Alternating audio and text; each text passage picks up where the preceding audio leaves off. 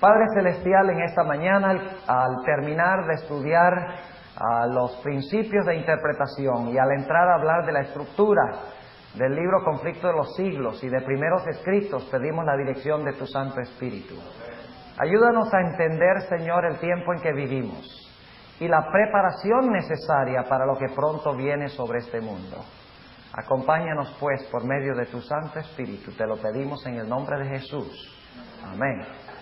Bien, anoche estuvimos estudiando algunos principios y en realidad yo creo que ustedes ya habían notado en lo que estudiamos antes la aplicación de algunos de estos principios, ¿verdad? Por ejemplo, el principio de que Cristo es el centro de toda la Biblia, de todas las profecías. Eso lo vamos a ver más y más claro a medida que estudiemos la profecía de Daniel 11. Y vamos a entrar hoy en la última parte del tema, vamos a entrar ya en Daniel 11. Y los últimos 6 temas vamos a dedicarlos al estudio de Daniel, el capítulo 11. Luego notaron que la Biblia es su propio intérprete. O sea, yo no necesito un libro que escribió alguien sobre Daniel y Apocalipsis para entenderlo. Yo no necesito que un pastor o un profesor me enseñe lo que significa la Biblia. ¿Qué es lo único que tengo que hacer? Con la concordancia ir a la Biblia por mí mismo, ¿verdad? En la Iglesia Católica es que la gente depende del sacerdote para que les diga qué creer, pero no en la Iglesia Adventista. En la Iglesia Adventista creemos que debemos estudiar la Biblia por nosotros mismos, y sin embargo muchos adventistas ya no estudian la Biblia. Yo estaría dispuesto a decir que la mayoría de los adventistas no estudian la Biblia ni una hora al día. Y luego el tercer principio es que la historia, ¿qué? Se repite. Muy bien, la historia se repite, hay que recordar eso. Luego, ¿qué debemos hacer cuando vamos a estudiar un pasaje o un libro? Debemos estudiar ¿qué? La estructura del libro. ¿Hicimos eso con Daniel? ¿Es importante ese estudio? Claro que sí. ¿Lo hicimos con Apocalipsis? Y vimos que Apocalipsis en su estructura concuerda con la estructura de Daniel, ¿sí o no? Claro que sí. Ahora, ¿por qué es importante estudiar la estructura? Porque si no la estudiamos, si tomamos un versículo y este versículo significa tal cosa, y no tomo en cuenta lo que viene antes y lo que viene después, puede ser que esté interpretando ese evento a donde no cuadra en la historia. Por esa razón, fíjense, la mayoría de las iglesias protestantes, fíjense bien, dicen que el cuerno pequeño de Daniel y el rey del norte todavía no se ha levantado, que va a ser futuro y se va a levantar allá en Jerusalén. Ahora, nosotros sabemos que eso es falso. ¿Cómo sabemos que es falso eso? Porque nosotros estudiamos la estructura y nos dimos cuenta cuándo se levantó el cuerno pequeño. ¿Ven la importancia? Cuando estudiamos la estructura sabemos exactamente en qué momento debe levantarse determinado poder. Y el cuerno pequeño se levantó ya en el pasado según la estructura que estudiamos. Claro que tuvo una herida mortal, pero la herida mortal se le sanará. Eso sí es futuro. La fase futura del cuerno pequeño todavía no ha venido. Pero el cuerno pequeño ya estuvo aquí y ya está aquí. Lo único que falta es que se le termine de sanar la herida, porque la herida no se le ha sanado completamente todavía. Porque el sanamiento de la herida significa que de nuevo puede usar los gobiernos del mundo para perseguir a los hijos de Dios. ¿Por qué tenía poder el papado durante la Edad Media? ¿De dónde sacó su poder? Él podía usar los gobiernos para perseguir a los herejes.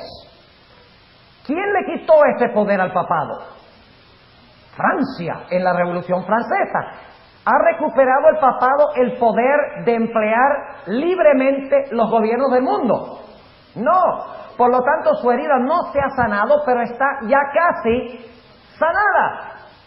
Y cuando se una la Iglesia Católica con los poderes del mundo, cuando maneje los poderes políticos del mundo, la herida de su muerte habrá sido sanada. ¿Y quién va a ayudar al papado para recobrar su poder?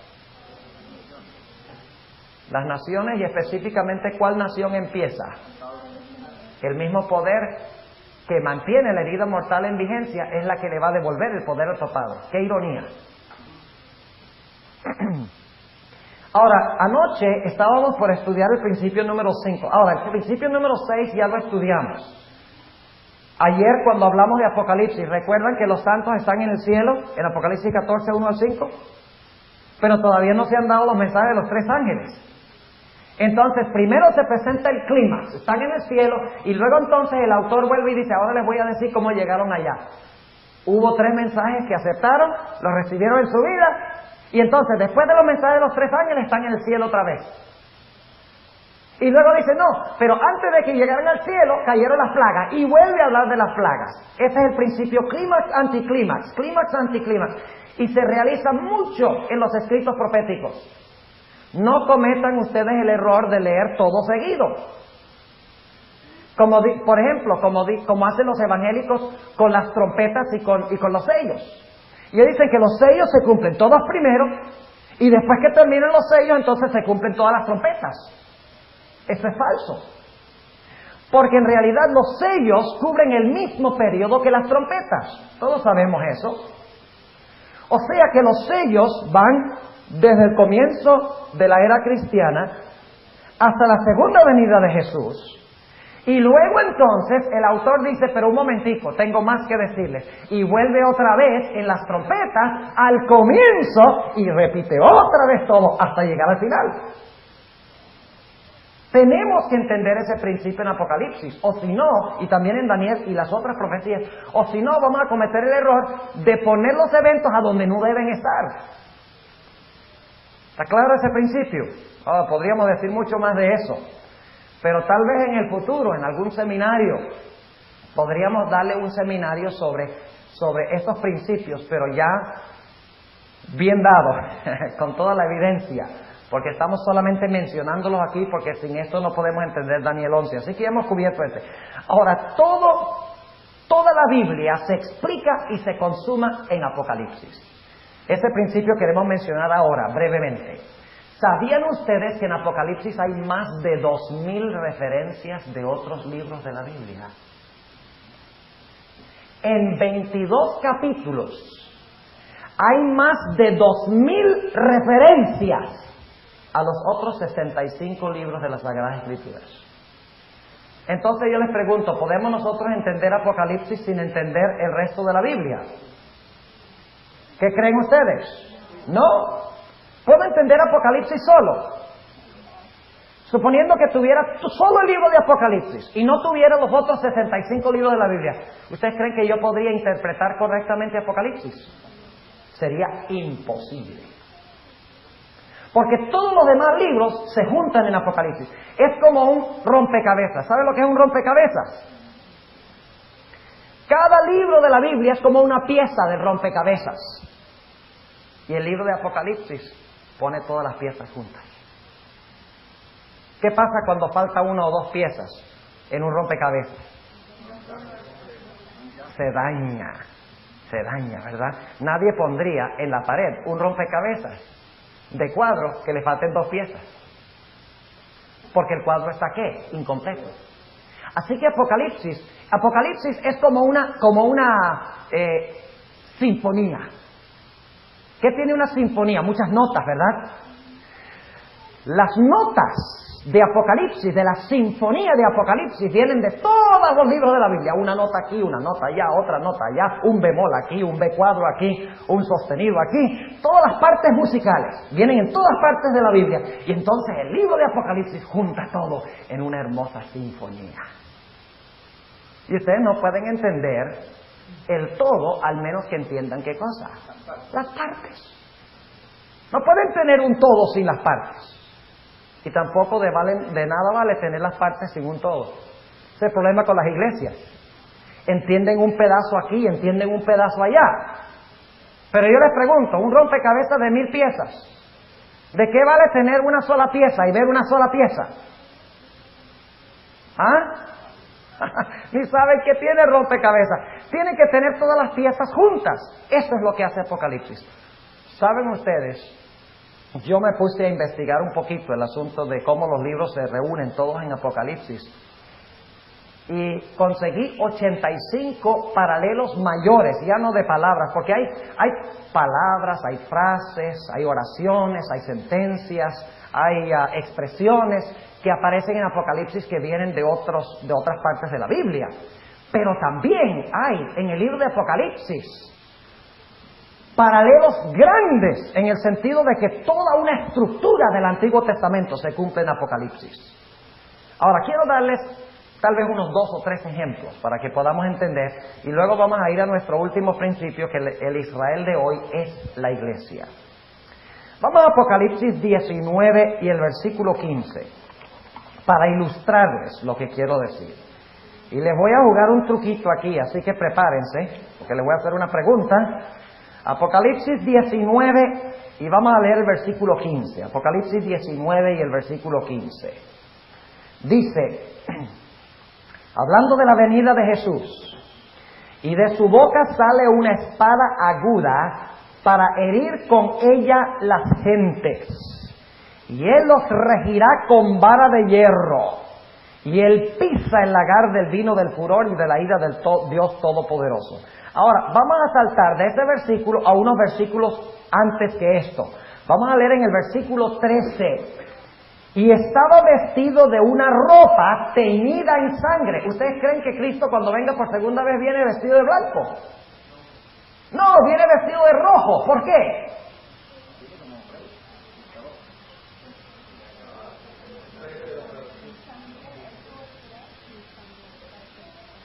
¿Ve? Eso es lo que la gente siempre contesta. Que es que Él viene como Salvador, nos salva con su sangre. Este es el problema de leer solo Apocalipsis, aislado. Ahora déjenme preguntarles, y puede ser que tenga esta aplicación secundaria. Yo les dije que les iba a jugar un truquito. ¿Cómo creen ustedes que podemos interpretar, cómo debemos nosotros interpretar ese hecho de que Él está vestido de sangre? ¿Qué palabras debemos buscar? Vestido y sangre. ¿Ok? Ahora vamos a buscar Isaías 63. Estamos usando otro principio ahora. No solamente que todos los libros se encuentran en Apocalipsis, sino que la Biblia, ¿qué? Se explica sola. Isaías 63 y el versículo 1 es el contexto de donde viene Apocalipsis 19. Versículo 1, el versículo 11 al 14. Dice en el capítulo 63, ¿quién es este que viene de Edom? ¿Sabe lo que significa la palabra Edom? Significa rojo. ¿Por qué es importante eso? ¿De quién eran descendientes los edomitas? De Esaú. ¿Y qué rasgo característico tenía Esaú? Cuando nació, ¿qué? Dice que era velludo. ¿Qué color eran los vellos? Rojos, dice ahí en Génesis. Y vendió su primogenitura por unas lentejas rojas. Eso lo dice en Génesis. Así que con Esaú, con Edom, se identifica el color rojo. ¿Quién es este que viene de Edom? De Bosra. ¿Saben ustedes qué significa Bosra? El nombre Bosra en el idioma hebreo significa uvas maduras. Interesante, uvas maduras. ¿De qué color son las uvas? ¿Por qué usamos jugo de uva para el servicio de comunión? Porque tiene color de qué?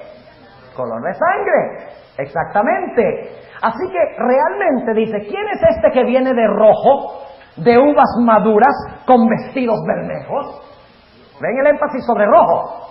Y luego dice, este hermoso en su vestido, o sea, cuando sale, es hermoso en su vestido, que marcha en la grandeza de su poder.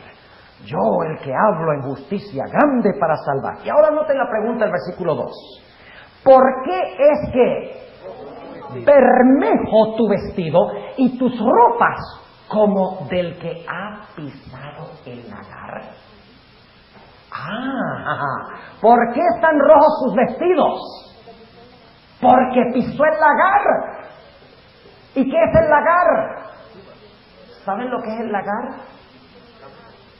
En Italia todavía echan las uvas, según dice el doctor Bacchiocchi. Yo no he estado, pero el doctor Bacchiocchi dice que echan las uvas en los lagares y entonces los pisan. Y ese es el vino que se toma la gente. Los pisan para sacarles el jugo. Y mientras están pisando las uvas, cantan canciones. De ahí viene la expresión de Jeremías 25, donde habla de canción de lagareros. Interesante. ¿Y qué pasa cuando los lagareros están pisando las uvas? ¿Qué pasa con su ropa? Su ropa se salpica ¿de qué? De sangre y se pone roja. Así que dice aquí, ¿por qué es bermejo tu vestido y tus ropas como el que ha pisado el lagar? Luego dice en el versículo 3, pisado he yo solo el lagar, y de los pueblos nadie fue conmigo. Pisélos con mi ¿qué? Con mi ira. Entonces la sangre es la sangre ¿de quiénes? ¿Qué viene Jesús a hacer en su segunda venida? A pisotear a los impíos. Y por eso en Apocalipsis 14, ven la importancia del principio sola escritura, de que la Biblia se explica sola. Apocalipsis el capítulo 14, ahora podemos entender un poquito mejor este versículo. El último versículo del capítulo 14 dice, en el versículo 19, para el contexto, y el ángel echó la hoz aguda en la tierra y vendimió la viña de la tierra. ¿Qué representa la viña de la tierra? Los malos, como dijimos ayer, y echó la uva en el grande lagar de la ira de Dios. Y el lagar fue hollado fuera de la ciudad, y del lagar salió ¿qué? Ya no sale del lagar jugo de uva, sino del lagar sale sangre. Porque las uvas representan ¿qué? Sangre. Salió sangre hasta los frenos de los caballos por 1,600 estadios. O sea que los caballos se manchan y los que van montados sobre los caballos se manchan. ¿Quiénes son los que van montados sobre los caballos? Apliquemos el principio. ¿Dónde creen ustedes que sería bueno? ¿Qué palabra sería bueno buscar para saber quiénes están en esos caballos? ¿Cómo podríamos saber quiénes están en esos caballos? ¿Cómo podemos descubrir quiénes están en los caballos? En la concordancia, ¿qué palabra buscamos?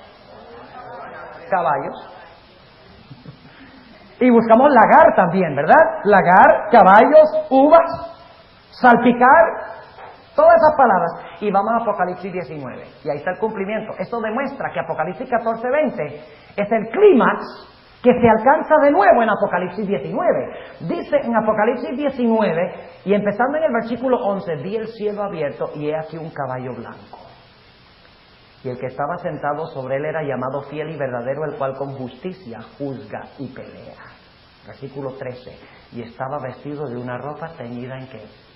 En sangre. ¿Él es el único que tiene ropa teñida en sangre? Noten el versículo 14. Y los ejércitos que están en el cielo les seguían en caballos blancos. Cuando salen del cielo, ¿de qué color son sus vestimentas? Blancas. Pero cuando llegan a la tierra, ¿qué hacen? Pisotean a los impíos. Y está hablando en lenguaje simbólico, obviamente, ¿verdad? Pero pisotean a los impíos. Y como resultado el ropaje de Jesús, simbólicamente, y el ropaje de los ángeles queda salpicado ¿de qué? De sangre. ¿Ven la importancia de ver la relación de los demás libros con Apocalipsis? Es una imagen vívida que no podemos entender al menos que comparemos otros pasajes. Ahora vamos a otro versículo. Yo no sé cuántos debemos tomar en esta mañana. Pues son muchos. Y cada vez nos tomó como 10 minutos nada más para hablar del lagar. Pero vamos a tomar uno más. Apocalipsis 6:17.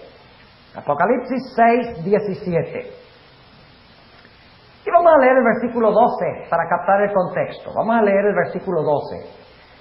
Y miré, cuando él abrió el sexto sello, y he aquí fue hecho un gran terremoto, y el sol se puso negro como un saco de cilicio, y la luna se puso toda como sangre, y las estrellas del cielo cayeron sobre la tierra como la higuera echa sus higos cuando es movida de gran viento. Y el cielo se apartó como un libro que es envuelto, y todo monte y las islas fueron movidas de sus lugares.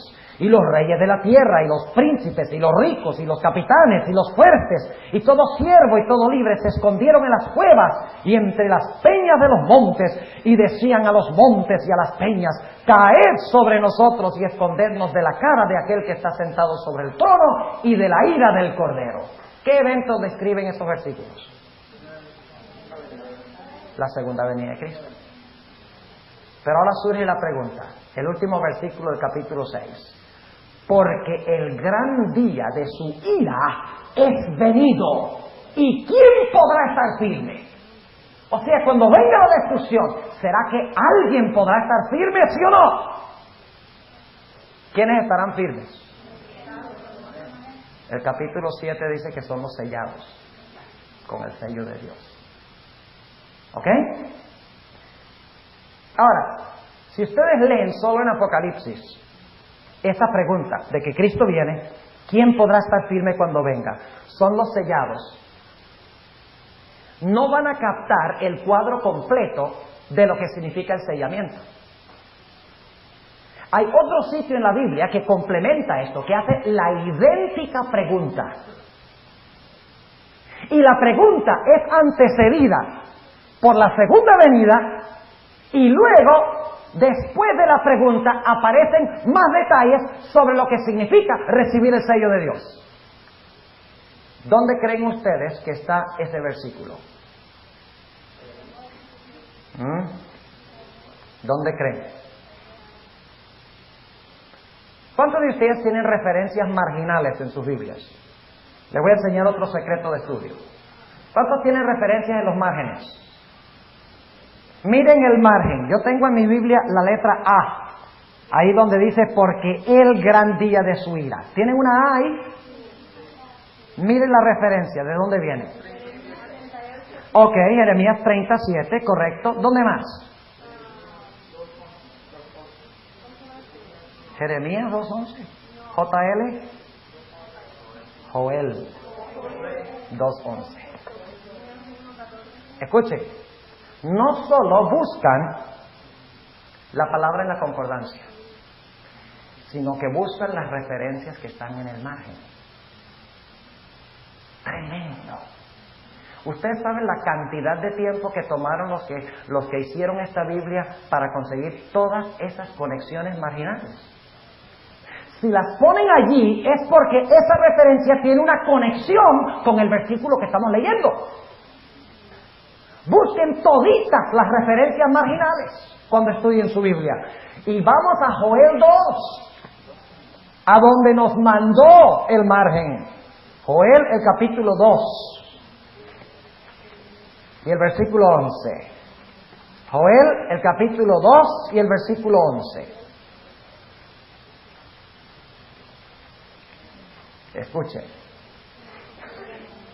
Y vamos a leer el versículo 1. Y este va a ser nuestro último ejemplo de cómo todo se reúne en Apocalipsis, porque no tenemos más tiempo. Pero vamos a leer desde el versículo 1. Tocad trompeta en Sión. Cuando Cristo venga, ¿viene con sonido de qué instrumento? Con trompeta de Dios, dice. Pero escuchen bien. Aquí dice tocar trompeta en Sión. Y aquí vamos a nuestro último principio que vamos a estudiar brevemente. Dice tocar trompeta en Sión, que se encuentra allá en Israel, una montaña en Israel. Pero cuando Cristo venga, ¿acaso Él viene nada más a tocar la trompeta en Sión? Cuando Él venga, Él viene a tocar la trompeta ¿dónde? En el mundo, porque todo ojo le verá. Es decir, que lo que en el Antiguo Testamento era local, al final de la historia se entiende como ¿qué? Como universal. Exactamente. Ya no es trompeta en Sión. Sión representa ¿qué cosa? La iglesia. Y la iglesia se encuentra ¿dónde? En todo el mundo. ¿Entienden el principio?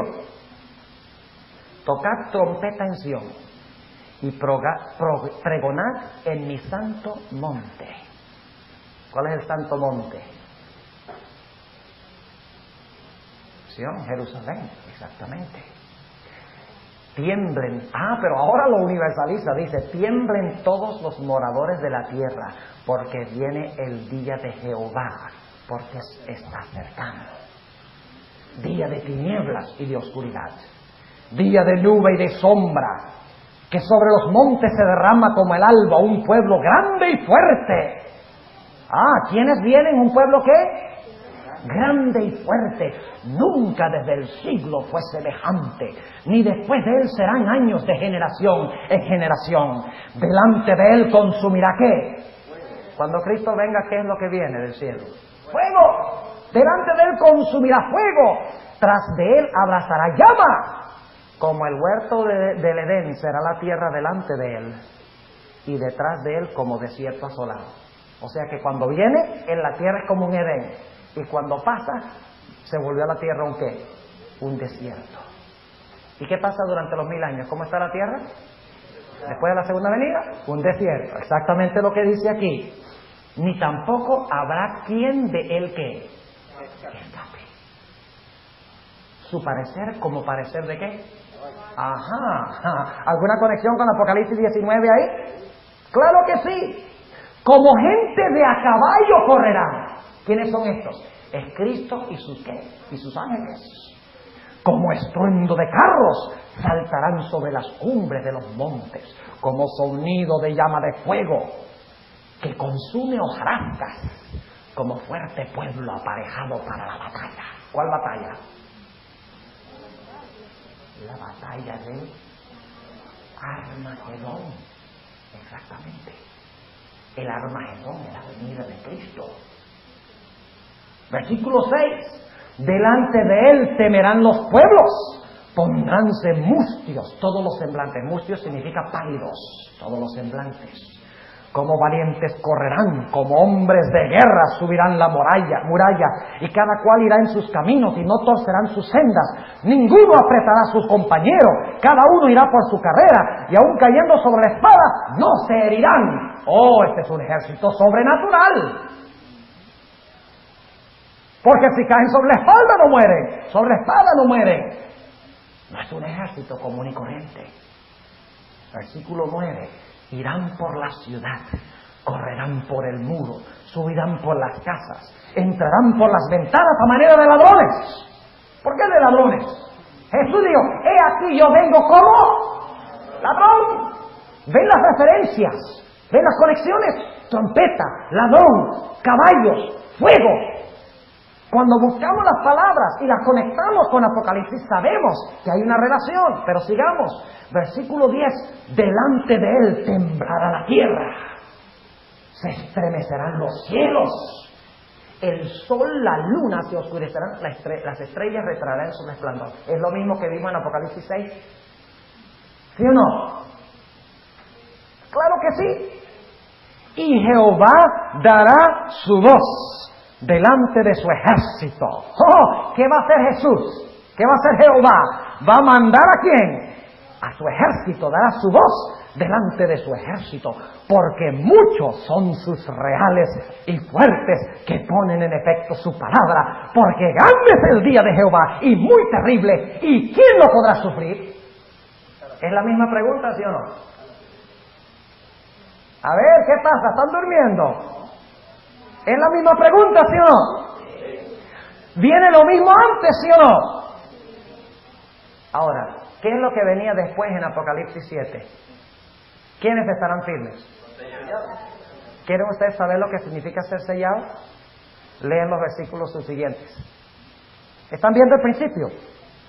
Dice el versículo 13, versículo 12. Por eso, pues ahora, dice Jehová, convertíos a mí con todo vuestro corazón,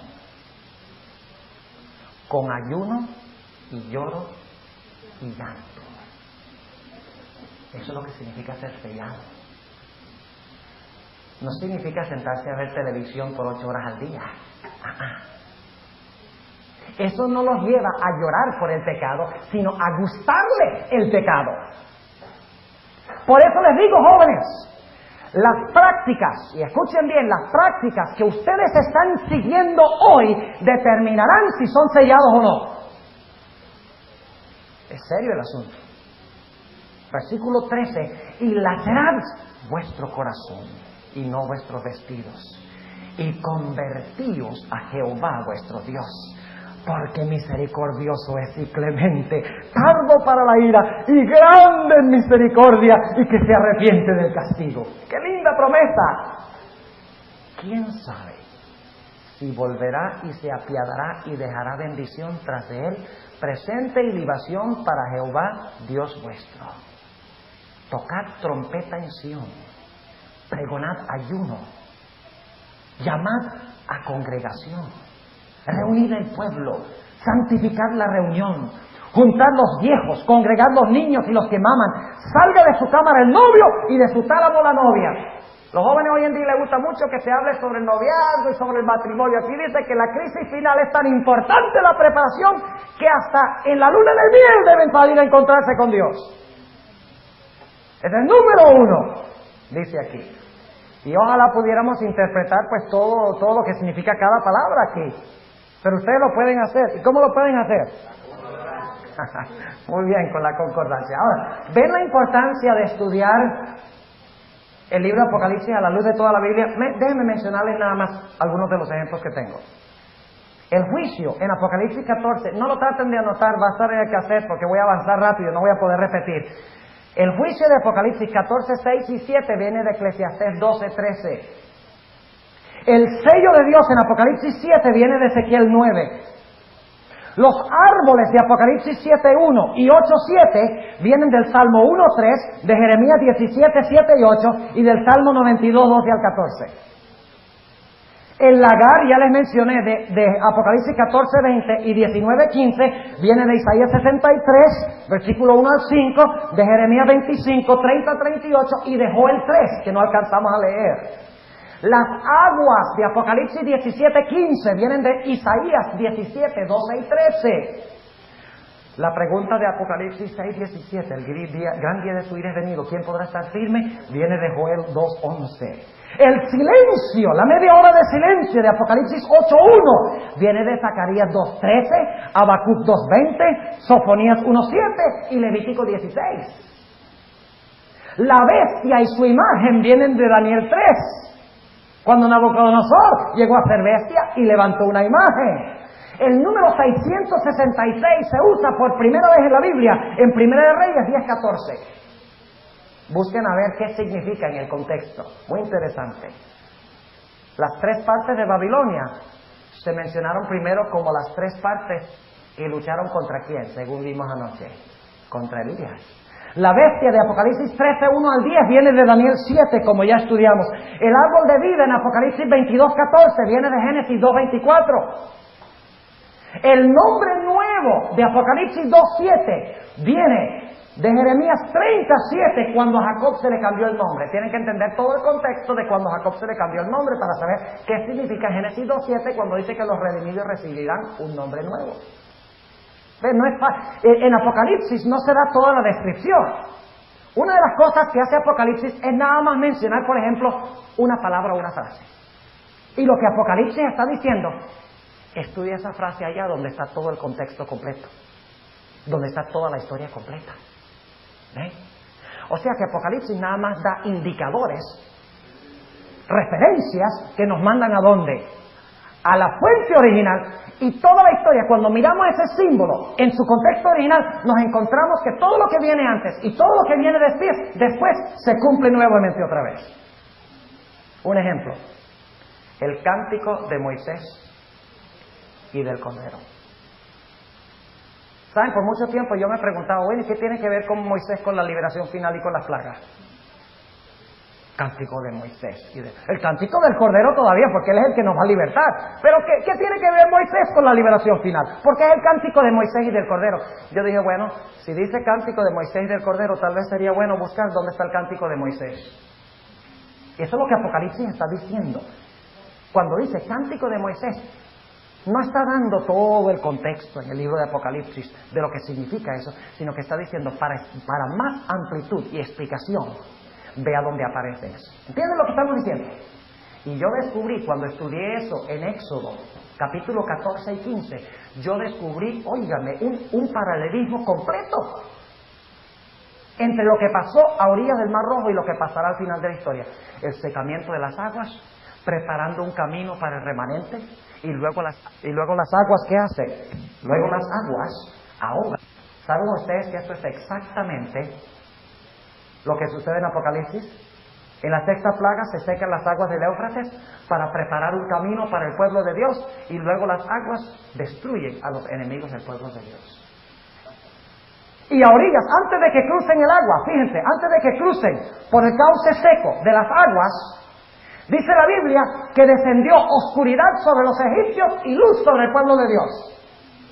Y eso lo dice el Espíritu de Profecía, y también lo dice la Biblia, que pasará al final de la historia. Y en las aguas, cuando los egipcios entraron en las aguas, quedaron confundidos, porque las ruedas les cayeron de los carros, dice, y se confundieron. ¿Qué significa Babilonia? Confusión. Y dice en el Salmo 77 que no solamente las aguas ahogaron a los enemigos del pueblo de Dios, como las aguas del Éufrates, la muchedumbre ahogarán a Babilonia, sino que dice en ese contexto que hubo también truenos, relámpagos y un tremendo terremoto cuando Dios abrió el Mar Rojo. Y la séptima plaga, hay relámpagos y truenos y un gran terremoto. ¿De dónde saqué el paralelo? Leí con cuidado Apocalipsis y vi Cántico de Moisés. Cántico de Moisés, cántico. ¿Dónde está eso? Está en Éxodo 14 y 15. Y luego estudiamos toda la historia y vemos cómo cuadra con la historia que encontramos en Apocalipsis. ¿Cuántos entienden lo que estamos diciendo? Le estamos dando principios para que ustedes mismos puedan interpretar. El fuego que viene del cielo en Apocalipsis 13:13 viene de la historia de Elías. Déjenme preguntarles esto: ¿quién es el falso profeta? Tiene nombre propio. Sabemos que representa a los Estados Unidos, el falso profeta. Pero ¿a cuál falso profeta se refiere? Profeta bíblico.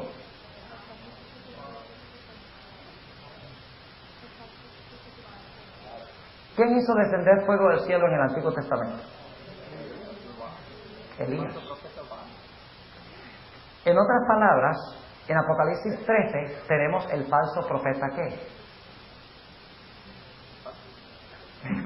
Fíjense. En el Antiguo Testamento Elías hizo descender fuego del cielo, ¿correcto? Y todos aceptaron que como resultado de eso él era un mensajero de quién. Al final de la historia el falso profeta hará descender fuego del cielo, lo cual significa que es el falso profeta Elías. Ahora vamos un paso más allá. ¿Usted cree que este movimiento celebración dentro de la iglesia adventista y este movimiento neopentecostal fuera de la iglesia adventista, ¿ustedes creen que eso es coincidencia? Ni se lo crean. ¿En qué otra ocasión descendió fuego del cielo?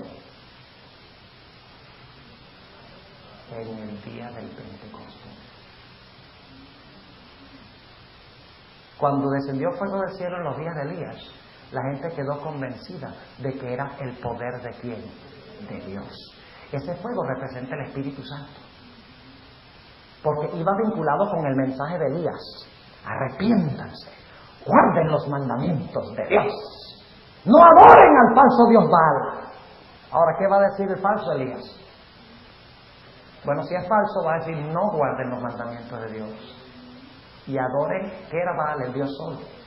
Adoren en el día del sol. Pero fíjense lo interesante: en el día del Pentecostés descendió fuego del cielo, ¿verdad? Y era señal de que había descendido ¿qué cosa? El Espíritu Santo. Y hubo un gran reavivamiento en la iglesia como resultado. Se convirtieron miles, disfrutaban los servicios de adoración, ¿sí o no? Testificaban con poder, claro que sí. Ahora, en Apocalipsis dice que el falso profeta Elías va aparentemente a traer el Espíritu Santo del cielo y va a tener prosperidad. Los servicios de adoración van a ser emocionantes. Miles de personas van a entrar a la iglesia, pero es la obra de un falso espíritu. ¿Por qué? No debemos fijarnos en lo sensacional, sino en el mensaje que proclama Elías. Elías dijo, guarda los mandamientos, y eso está en 1 Reyes 17 y 18, guarda los mandamientos y adora solo a Dios, no adores al Dios Sol. El falso Elías dirá, no es tan importante guardar los mandamientos, nadie los puede guardar hasta que Cristo venga. Y va a decir, adora en el día del sol. ¿Ustedes quieren saber cuál es el grupo de Dios en los últimos días? Es facilito. Elías fue perseguido, ¿sí o no? Entonces, si ustedes están en el grupo perseguido, ustedes son de Dios. Facilito, ¿eh? Si están entre los perseguidores, son de Satanás. Ustedes son Elías si son perseguidos. Son el falso Elías si persiguen, si se unen a los perseguidores. Facilito. Pero además de eso hay que tomar en cuenta el mensaje. El problema con muchas de estas iglesias de celebración es que no denuncian el pecado. Y el pecado es transgresión de la ley. Si no denuncian el pecado, no están predicando ¿qué? La ley. Porque la ley es la que desenmascara ¿qué? El pecado. No hacen sino predicar gracia, Cristo te perdona, peca todo lo que quieres, que Cristo te perdona. Yo creo que Cristo perdona, pero no perdona a la gente que intencionalmente, aprovechándose de la misericordia de Dios, insisten en seguir pecando. Ese es el mensaje bíblico.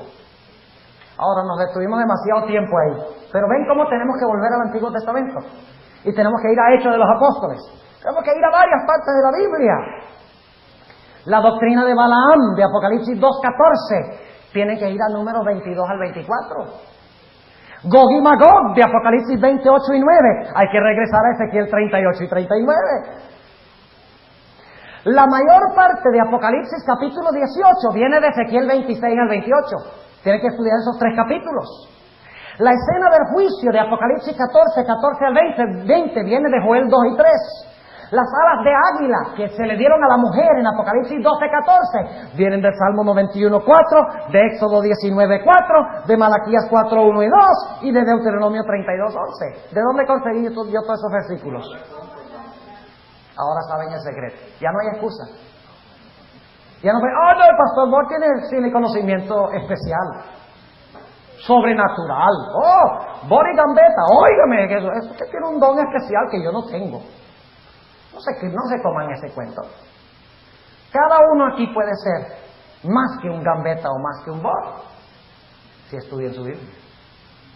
Pero el propósito no es la exaltación propia, sino el propósito es presentar la verdad de Dios para preparar a un pueblo para la venida de Jesús.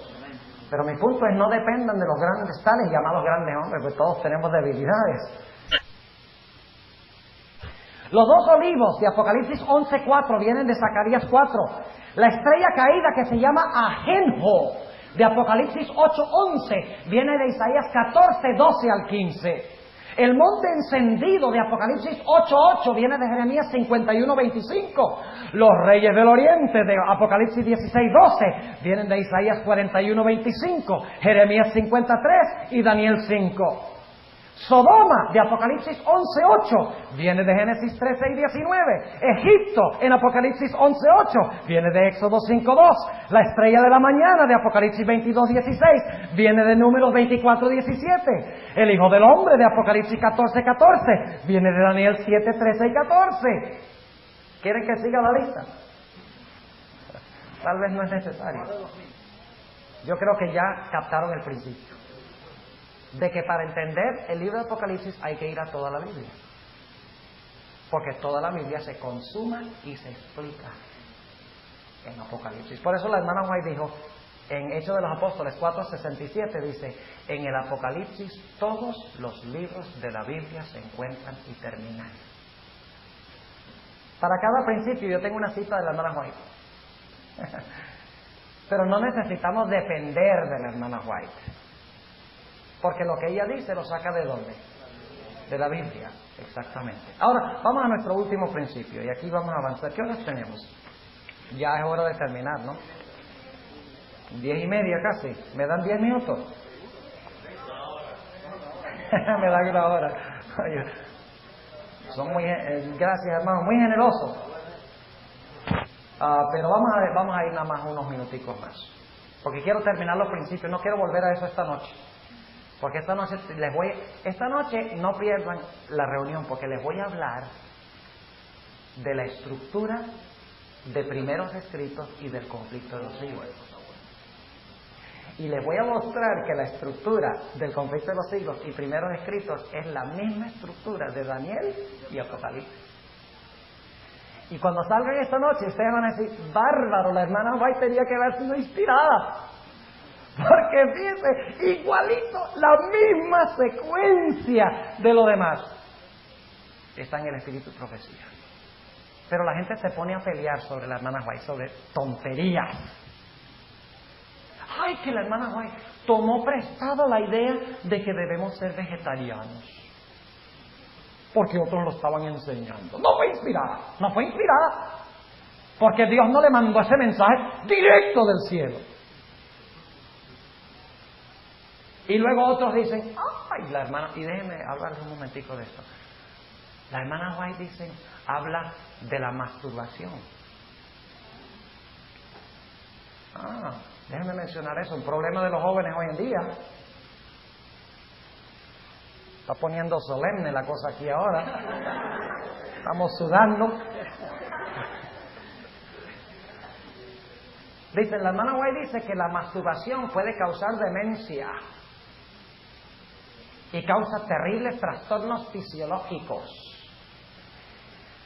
Pero en Loma Linda se ha estudiado la masturbación y se ha descubierto que no causa nada, al menos que usted se sienta culpable cuando lo haga. Eso es lo que están diciendo algunos de nuestros médicos adventistas en la Universidad de Loma Linda. Entonces ponen en tela de juicio los escritos del Espíritu Profecía. Pero yo les apuesto que algún día, como todo lo demás que ha dicho la hermana White, sí, nosotros los adventistas somos medio tontos, ¿sabes? Perdonen la expresión. Empezamos leyendo el Espíritu Profecía, decimos, quién sabe si eso es científico. Mejor no nos lanzamos con eso. Y luego la ciencia viene y lo investiga y lo comprueba y decimos, eso es lo que siempre creímos. ¿Sí o no? Esperamos que la ciencia, sí, hay que esperar que la ciencia lo confirme, porque quién sabe si la viejita tenía razón o no. Jóvenes, podemos con lo que dice la hermana hoy, podemos lanzarnos sin temor alguno. Y algún día, si el Señor no viene antes, se va a comprobar que la masturbación sí causa lo que dice la hermana hoy, que causa cáncer. ¿Por qué creen ustedes que hay un tremendo aumento de cáncer de la próstata, por ejemplo? En la iglesia adventista. ¿Tendrá alguna relación? Yo creo que sí. Lo que pasa es que, ¿cómo se hace un estudio sobre la masturbación? ¿Quiénes se van a prestar como sujetos? No se ha podido hacer ningún estudio serio. Pero si se hiciera, se comprobaría que lo que dice la hermana White es correcto. Así que si alguno de ustedes tiene ese problema, pídele a Dios gracia para vencerlo. Para eso Dios estableció el matrimonio. Y la Biblia habla de la masturbación. Dice que el semen del hombre no debe caer en tierra. Y está hablando de la masturbación y también de ciertas prácticas dentro del matrimonio. ¿Cómo nos pusimos a hablar de esto si estamos hablando de Apocalipsis? Estábamos hablando del espíritu de profecía, ¿no? Y cómo vamos a ver la secuencia y cómo ella es inspirada por Dios. Muy bien. Ahora, vamos rápidamente a hablar del último principio y lo vamos a hacer leyendo nada más 2 o 3 versículos bíblicos. Como les digo, este es un principio que me toma 5 horas en el seminario trazarlo bien. Pero ahora en 5 minutos lo vamos a trazar suficientemente bien como para que cuando estudiemos Daniel 11 puedan entender lo que está sucediendo. ¿Ok? Vamos a Gálatas, el capítulo 3. Gálatas, el capítulo 3. Gálatas, el capítulo 3. y vamos a leer el versículo 16. Gálatas 3 y el versículo 16. Dice: a Abraham fueron hechas las promesas y a su simiente. ¿A quién fueron hechas las promesas? ¿Qué promesas se le hicieron a Abraham? Se le prometió que sería el padre de una gran muchedumbre. Ok, esa es una primera promesa. ¿Cuál es la segunda promesa que se le hizo a Abraham? Que en su simiente serían benditas todas las naciones. Traería bendición a todas. ¿Solo a Israel? A todas las naciones. Génesis 22, 18, que es ese versículo. Y en tercer lugar, se le prometió a Abraham de que tomaría la tierra por heredad. ¿Pero cuál tierra? Antes de leer Gálatas 3, vamos a leer Romanos 4. Los evangélicos dicen que se le prometió a Abraham la tierra de Israel. Pero se le prometió más. No solo se le prometió que iba a tener una gran muchedumbre entre Israel, iba a traer una bendición sobre Israel, iba a recuperar la tierra de Israel. No, noten Romanos 4 y el versículo 13. Porque no por la ley fue dada la promesa a Abraham o a su simiente, que sería heredero del mundo. ¿Cuál era la tierra que se le prometió a Abraham? El mundo. Y se le prometió que bendeciría ¿qué? A todas las naciones. Traía bendición a todas las naciones. Ahora, con eso en mente, volvamos a Gálatas 3. A Abraham fueron hechas las promesas y a su simiente. ¿Quién es la simiente de Abraham? Yitzhak Shamir.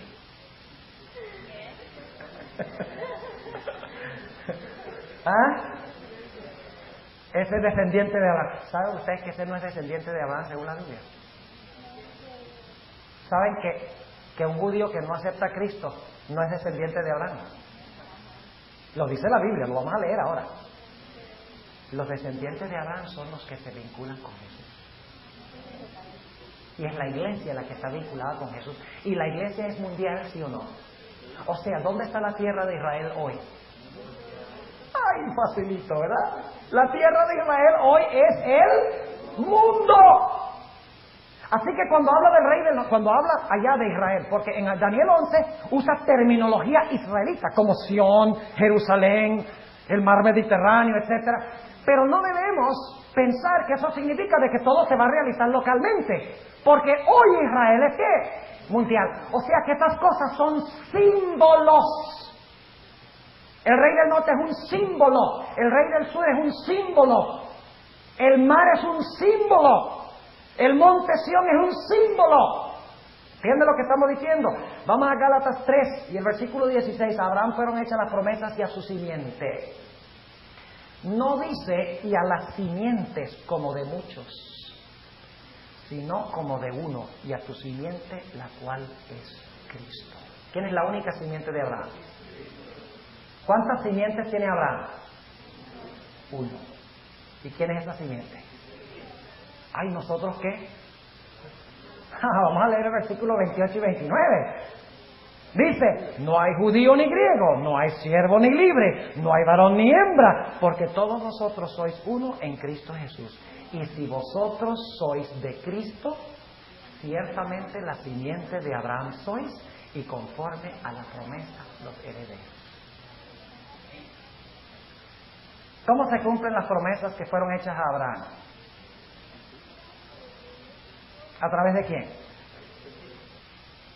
Pero los judíos, Dios los puso otra vez en su tierra en 1948, aunque no creían en Cristo. ¿Qué creen? ¿En quién se cumplen las promesas? En Cristo. Pero si los judíos no creen en Cristo, ¿cómo puede ser eso que sucedió en 1948? Cumpliendo la promesa de que Dios le iba a dar la tierra a Israel. ¿Entienden lo que estoy diciendo? El establecimiento de la nación de Israel, del Estado de Israel, no es el cumplimiento de ninguna profecía. Porque para que Dios le devuelva su tierra, para que cumpla esas promesas, ellos tienen que creer ¿en quién? En Cristo, aquí lo dice. Así que las profecías, las promesas no se están cumpliendo ¿con quiénes? Con el Israel literal, sino con los verdaderos descendientes de Abraham, que son ¿quiénes? Los que se unen con Cristo. ¿Cuántos de ustedes son israelitas? Ustedes no se parecen a Abraham, pues. Ni tampoco viven en Jerusalén. ¿Cómo es que ustedes me dicen que son israelitas, son judíos? Ahora, si los judíos son espirituales, los miembros de la iglesia, entonces la tierra donde viven los judíos debe ser también ¿qué? Y los enemigos también deben ser ¿qué? Ahí está, el principio. ¿Entienden el principio? Ahora vamos a 2 textos más y terminamos. Romanos, el capítulo 2 y el versículo 28 y 29. Romanos 2, 28 y 29. Aquí se van a dar cuenta que Yitzhak Shamir no es judío, como les dije. Y que nosotros, que no tenemos ni una gotica de la sangre de Abraham en las venas, somos tremendo. Pero tenemos que ir a decirle a Yitzhak, mira, tienes que volverte judío de verdad. Esa es nuestra tarea, invitar a la gente a llegar a ser ¿qué? Judíos, israelitas espirituales. Noten, Romanos 2:28 dice, porque no es judío el que lo es en manifiesto, ni la circuncisión es la que es en manifiesto en la carne. O sea, no es judío el que aparentemente es. ¿Qué es lo que distingue a un judío? La circuncisión, según dice aquí. Versículo 29. Mas es judío el que lo es en lo interior. Y la circuncisión es la del corazón, en espíritu, no en letra, la alabanza del cual no es de los hombres, sino de Dios. Ser judío significa que nuestro corazón ha sido ¿qué? Circuncidado, que significa convertido. ¿Convertido a quién? ¿Pueden ustedes convertirse sin convertirse, sin creer en Cristo? ¿Pueden estar convertidos sin conocer a Jesús? No. El que no naciere del agua y el Espíritu. ¿Y qué es el Espíritu? ¿El representante de quién? De Cristo. No puede ver el reino de Dios. Un último texto, Romanos 9, y el versículo 6 al 8. Romanos 9 y el versículo 6 al 8. Y aquí aparece también de que los que pretenden ser judíos, en realidad no son judíos. Y los que no pretenden ser judíos son judíos. Y las promesas y las profecías se van a cumplir con ellos. Pero como ellos están en todo el mundo, las profecías se cumplen mundialmente. ¿Cuántos entienden lo que estamos diciendo? ¿Tiene sentido? Ok. Noten lo que dice Romanos 9:6. No empero que la palabra de Dios haya faltado, porque no todos los que son de Israel son israelitas. ¿Oyeron eso? No todos los que son ¿qué? De Israel son ¿qué? Israelitas. Oh. Y sigue diciendo, ni por ser simiente de Abraham son todos hijos. Óigame, se puso pesado esto aquí. Para esos judíos allá que creen que son hijos de Abraham, son simiente de Abraham. Dice aquí, ni por ser simiente de Abraham son todos hijos, mas en Isaac te será llamada simiente. ¿Qué pasó con Isaac? ¿Recuerdan que fue sacrificado por su padre? ¿O casi sacrificado? No, pero no crean. En Hebreos 11 dice que Abraham lo recibió como resucitado de entre los muertos.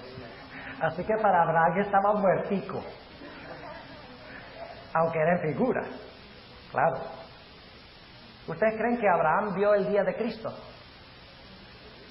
Jesús dijo, Abraham vio mi día y se gozó. Pero los judíos hoy en día que pretenden ser hijos de Abraham todavía crucifican a Cristo. Entonces, los que crucifican a Cristo son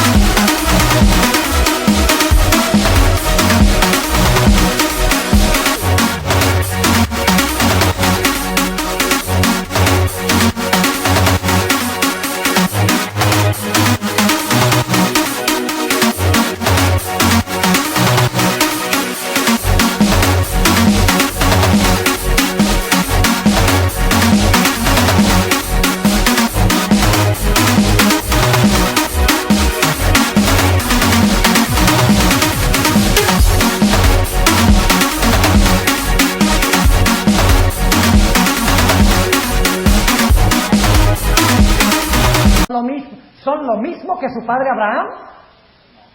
¿Son descendientes de Abraham? ¿Son la simiente de Abraham? No, porque la simiente de Abraham debe comportarse como su padre. Y su padre vio el día de Cristo y se gozó. Y los judíos de hoy en día ven el día de Cristo y lo odian.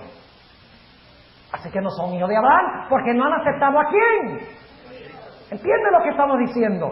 Y luego dice, en Isaac te será llamada simiente. ¿Y quién descendió de Isaac? Cristo Jesús. Y el sacrificio de Isaac simboliza el sacrificio de quién. Hoy esa historia es fantástica. ¿Puedo mencionar un par de cosas en cuanto a esa historia? Generalmente nada más nosotros hacemos el paralelo, ¿ves? Y veo que el pastor Dionisio se me está acercando aquí. Yo me asusto cuando lo veo acercándose. Pues está muy feo el día para ir a bañarse, no hay sol. Está frío, ¿verdad? Además, irse a ese lago allá, en medio de esas algas que se le enredan a uno las piernas. Mejor nos quedamos aquí. Y las culebras también hay, claro que sí. Ustedes no saben, hay sanguijuelas también. Óigame. Yo no sé si deben tener ese lago abierto. Ahora, ¿dónde estábamos? En Isaac, ok, en Isaac. Noten los siguientes paralelos. Isaac fue sacrificado cuando era un bebé o cuando llegó a ser un joven. ¿Por qué? Porque su sacrificio debía ser voluntario. ¿Por qué Jesús no fue sacrificado cuando era un bebé? Porque él tenía que entregarse en manos de su Padre voluntariamente. Ahora, ¿Jesús sucedió lo mismo con Abraham y con Jesús? ¿Fueron sacrificados en la flor de la juventud? Claro que sí. ¿Se entregaron ambos sumisamente en manos de sus padres? Sí. Abraham representa a Dios el Padre en esa historia. Ahora, ¿quién llevaba el instrumento de castigo? El Padre. Pero ¿quién llevaba en la espalda la leña? ¿Quién castigó a Jesús? Cuidado, ¿quién fue el que afligió a Jesús?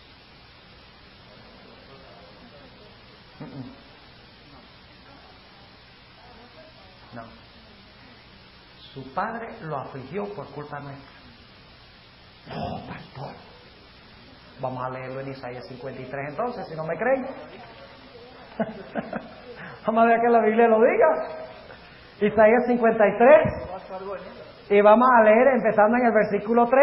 A ver, dejemos que la Biblia lo diga.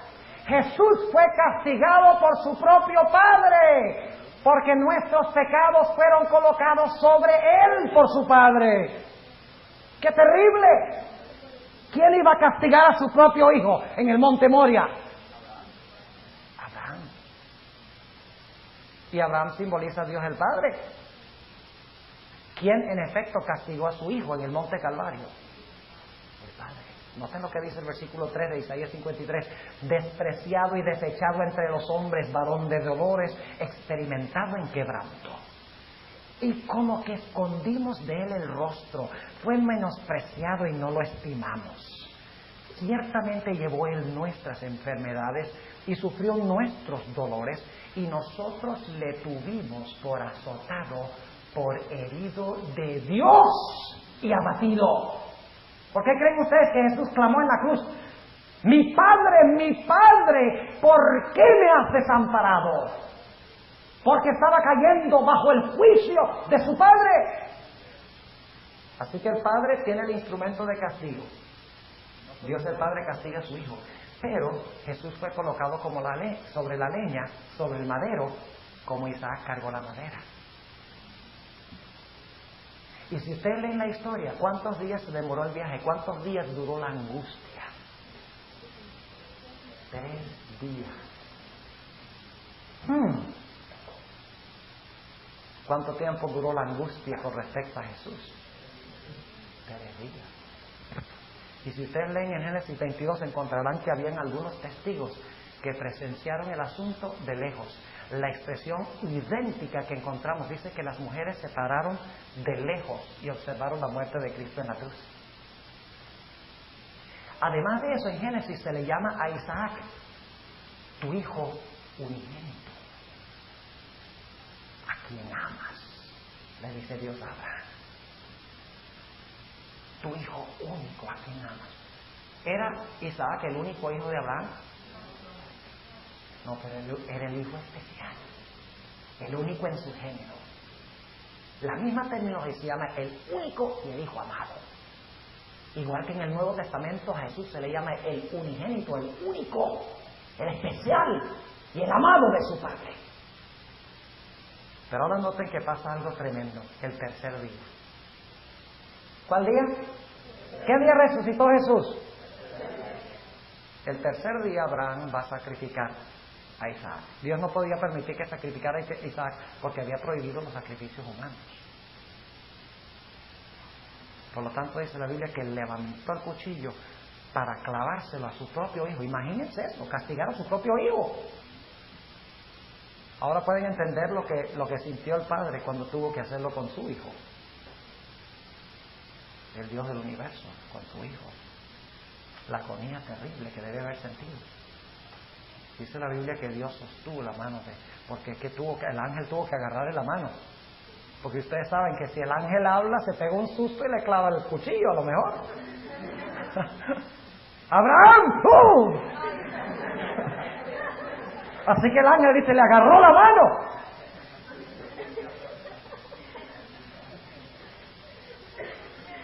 ¿Y luego qué sucede?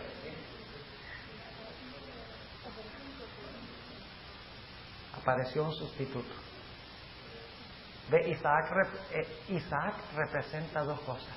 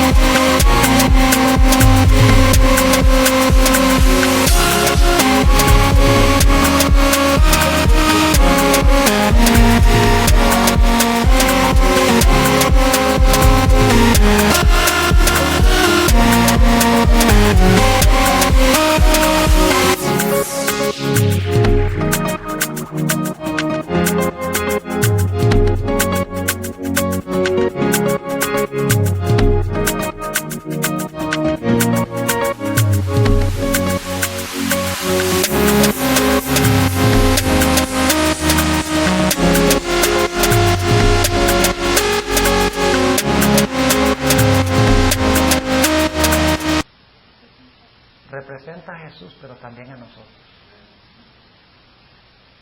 Lo que pasa es que como no se pudo matar a Isaac, se necesitaron de dos símbolos. ¿Ves? Bueno, nosotros decimos que lo ideal hubiera sido que Abraham lo matara y que Dios lo resucitara. Hubiera sido un símbolo perfecto. Pero, como Dios había prohibido sacrificios humanos, fue necesario dos cosas. Fue necesario Isaac para representar la sumisión, que cargó la leña, que el padre era el que lo iba a castigar, de que fue manso y humilde cuando el padre le dijo cuál era el plan, todo hasta el momento. Y entonces luego se provee un sustituto. Al igual que nosotros debemos morir, pero en vez de morir nosotros se provee un ¿qué? Un sustituto. Y dice la Biblia que Abraham recibió a su hijo en resurrección el tercer día. Lo dice en Hebreos 11. Y el versículo 17, léelo. Ahí dice, lo recibió por figura en resurrección el tercer día. Entonces, es fascinante esta historia. Es fascinante esta historia. Y es tipológica, es simbólica. ¿Y saben ustedes algo? Fue sacrificado Isaac en el monte Moria, en el idéntico lugar donde más adelante fue edificado el templo de Salomón, donde se ofrecían los sacrificios que representaban la sangre derramada de Cristo. Tremendo. Bueno, no vamos a decir más de este principio. Ya estamos en el punto donde vamos a empezar esta noche con la estructura del conflicto de los siglos, de primeros escritos, y luego Daniel 11. Yo creo que esta misma noche vamos a entrar en la última mitad en Daniel 11 y vamos a dedicar Las próximas sesiones, hoy es miércoles, ¿no? Uy, ya es miércoles, qué bárbaro. Jueves, viernes, 5 sesiones más. No. Al menos que quieran tener una sesión el sábado en la tarde. ¿Quieren tener una sesión el sábado en la tarde si no logramos terminar? Ok, tenemos una sesión, Dios mediante. Yo tengo que hablar con los jefes primero, porque yo no sé qué tienen planeado, pero si cuadra con el programa lo vamos a tener, Dios mediante. Si no cuadra, lo ajustamos para que cuadre. Ok, amén. Bueno, oremos. Padre Celestial, gracias te damos por la belleza de tu santa palabra. Nos quedamos maravillados ante la majestad de la inspiración y la revelación de ella. Oh Señor, es tanta la armonía y la belleza de cómo se revela el plan de la salvación en Cristo y también cómo en los últimos días tú vas a librar a tu pueblo. Te agradezco, Señor, por la buena respuesta de los jóvenes. Yo sé que tú estás tocando los corazones de los jóvenes en esta semana. Te ruego, Señor, que esto no sea solamente una experiencia de una semana, sino que regresemos a nuestros hogares y sea una experiencia de toda una vida. Amén. Ayúdanos a estudiar tu palabra, a captar la belleza de tu palabra, que podamos enamorarnos de ella y a través de ella con Jesús. Bendícenos, Señor, este día. Cuídanos de todo peligro. Vuélvenos a traer, si es tu voluntad, esta noche para continuar estudiando este fascinante tema. Amén. En el nombre de Jesús. Amén. Amén.